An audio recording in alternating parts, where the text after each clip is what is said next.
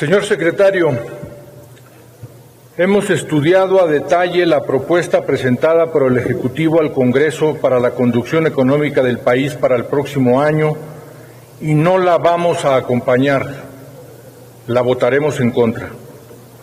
No compartimos la visión que marca el presupuesto y estas son las principales razones. Primero, no creemos que atienda la emergencia que vive el país porque ni siquiera la reconoce.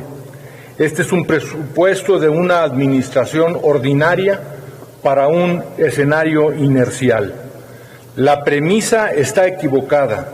Suponer que no pasa nada o lo que pasa no nos obliga a considerar medidas de emergencia implica que el gobierno mexicano ha renunciado a contar con los instrumentos para cuidar la salud de la población y dejar que el personal médico siga pagando la factura más inhumana de esta pandemia. Pero también significa no hacer nada frente al hecho de que 15 millones de personas caerán en la pobreza y este país alcanzará el umbral histórico de 60% de pobres al final de la administración que usted aquí representa. Significa bajar los brazos frente a la necesidad de articular una estrategia para la recuperación y suponer que el tren, el aeropuerto, la refinería y la política de asignaciones directas por obra y gracia divina nos permitirán superar la emergencia. Segundo, el año pasado en la discusión del presupuesto y antes de la pandemia, alertábamos ya de la tendencia de caída y señalábamos, además, que la renuncia del secretario Carlos Ursúa exhibía los límites y las contradicciones de la estrategia económica en el gobierno. Hoy insisten en eso. El gobierno como único agente económico que inhibe el papel de la inversión privada, nacional y extranjera. El gasto público pretendiendo que sea el factor fundamental para el crecimiento del PIB, siendo además un gasto público concentrado en programas sociales y grandes obras de infraestructura cuya viabilidad económica no ha sido demostrada. Señor secretario, con todo respeto, pero también con toda firmeza le digo que es necesario despolitizar la política económica, pues el contenido del presupuesto les puede alentar a pensar que ganarán la elección, pero también piense en la alta probabilidad de quedarse como gobierno en un proyecto trascendental, pero con un país quebrado. Se descarta acudir al déficit fiscal y por ende al endeudamiento, pero se sacrifican los capítulos de gasto en aras de fondear los programas prioritarios, a una costa de la salud de la misma administración pública. Ello explica la política de austeridad y le daba sentido a la forma agresiva con que se ha implementado, al tiempo que hoy explica su profundización hacia el austericidio y las nuevas disposiciones jurídicas que legalizan el uso de ahorros, fondos y fideicomisos a efecto de que sean canalizados por el presidente a sus programas de manera discrecional y sin pasar por la autorización del Congreso. Tercero, este presupuesto no da certezas para enfrentar este cambio de era. El cambio de todos los paradigmas, o mejor, nos confirma que seguimos avanzando por el rumbo equivocado, sin políticas, sin ideas, sin recursos para enfrentar algo que ni siquiera tiene nombre. No se trata ni de una recesión ni de una depresión. ¿Cómo hay que bautizar una caída mundial del PIB de 2 dígitos, a la que va a seguir una recuperación que no será en forma de V, ni de palomita de Nike, quizás de W o probablemente de K o sabe de qué otra letra?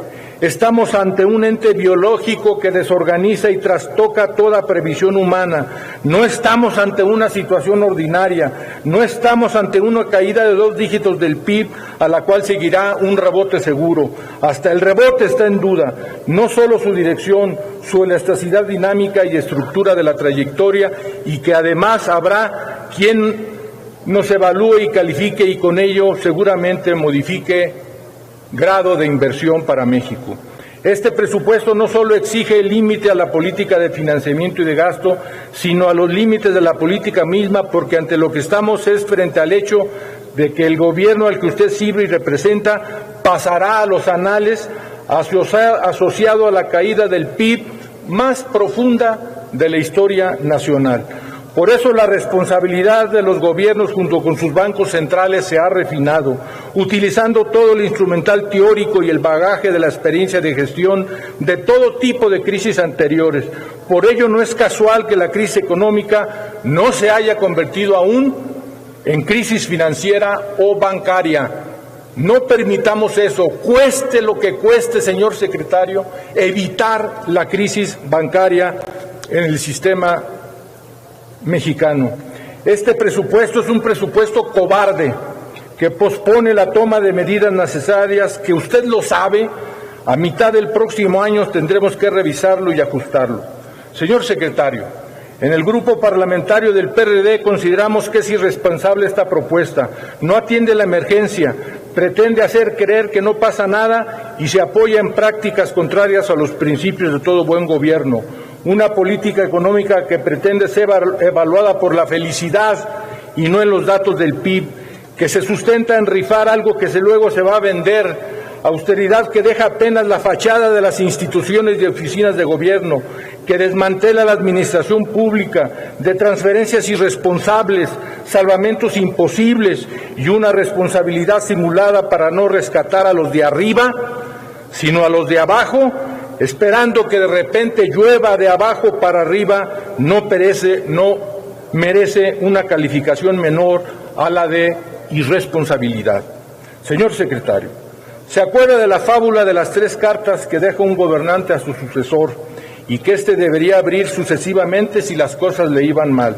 Pues así sucedió con lo que el mandatario se enfrentó a la primera misiva. El mensaje era escueto, pero rotundo, decía: échale la culpa a tu predecesor.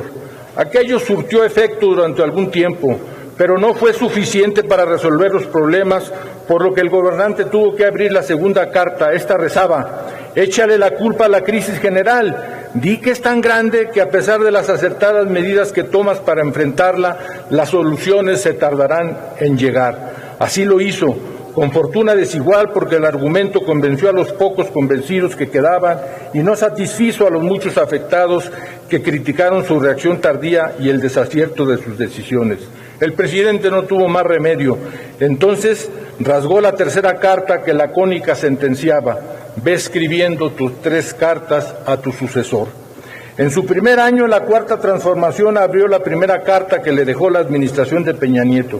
Por eso insiste en cada mañanera que todo es culpa de los anteriores gobiernos. Al parecer ya abrió la segunda carta, 2 años, y cuando vio el contenido lo cambió sobre la marcha y dijo: esta crisis nos cayó como anillo al dedo, qué mejor pretexto.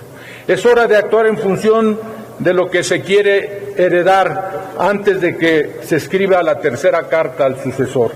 El PRD le invita a discutir una propuesta integral de salvación nacional, porque en esa tesitura estamos, secretario, de mantener su propuesta y política. En un año volveremos a vernos con cientos de miles de muertos por el COVID, con 15 millones de pobres más, con la planta industrial desmantelada, con la industria turística en ruinas, ya que el presidente piensa que la empresa es del empresario, sin darse cuenta de que la planta productiva y nuestra capacidad industrial no es más que nuestra capacidad colectiva de producción. Es un producto nacional, creado mediante la concurrencia de todos y a lo largo de décadas. Señor secretario, una de las lecciones más importantes que nos debe dejar la pandemia a nivel global y nacional es que todas y todos somos parte de un mismo sistema, tanto en lo económico como en lo social. Entendiendo esto, podríamos sentar las bases para enfrentar los retos inmediatos y lo que nos depara el futuro. Pienso, por ejemplo, en todos aquellos pequeños y medianos empresarios que representan cuando menos a 500,000 de unidades económicas, que son las principales fuentes de empleo de este país y que se sienten completamente abandonados ante la falta de políticas que les ayuden a sobrevivir. Para no perder lo que con años de esfuerzo han construido, y es que detrás de cada empresario hay empleados y sus familias. El cierre de una empresa, secretario, deja en indefensión a trabajadores, amas de casa, niños, niñas, ancianos desprotegidos. Que le quede muy claro, la riqueza de un país moderno son sus empresas, pues estas generan productos, bienes, servicios, de los cuales también se financia el gobierno a través de los impuestos, derechos y contribuciones. Usted debe recordar la frase de Alejandro Martí, un hombre que perdió a su hijo después de un secuestro. Si no pueden, renuncien. Nosotros no estamos en esa ruta o en esa pretensión. Al país no le sirve un secretario de Hacienda débil. El PRD no pretende debilitar al secretario. Si ustedes dicen diferenciarse del pasado, ¿por qué no dar el debate sobre la propuesta del ingreso mínimo vital, sobre el plan de reactivación económica y rescate de la pequeña y mediana empresa? ¿Por qué no discutir sobre un mayor déficit o sobre la contratación de deuda? Un manotazo en Palacio Nacional terminó con el debate de que se definieron los mecanismos de evaluación sobre los programas y proyectos prioritarios del gobierno. La sociedad no aceptará un nuevo manotazo para terminar la discusión sobre estas propuestas.